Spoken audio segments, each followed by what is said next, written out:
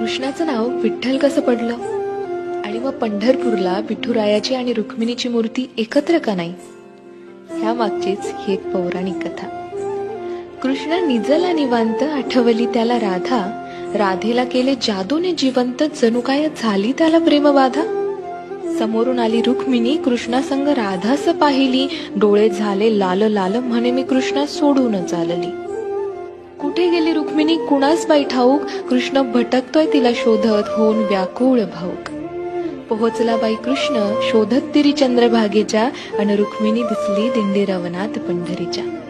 कृष्ण म्हणवितो रुक्मिणीस, पण ती रुसलेली फार, म्हणतो कसा, अगं रुक्मिणी कसा करू मी तुझ्या विना वैकुंठाचा संसार.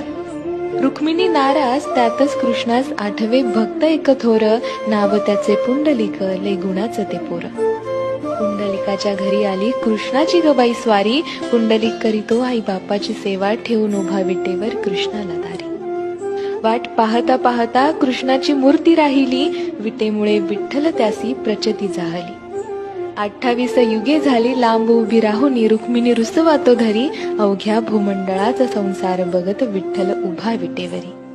भूमंडळी म्हणे विठ्ठलास बाप, आणि रुक्मिणी साई, अन बोला जय जय विठोबा रखुमाई.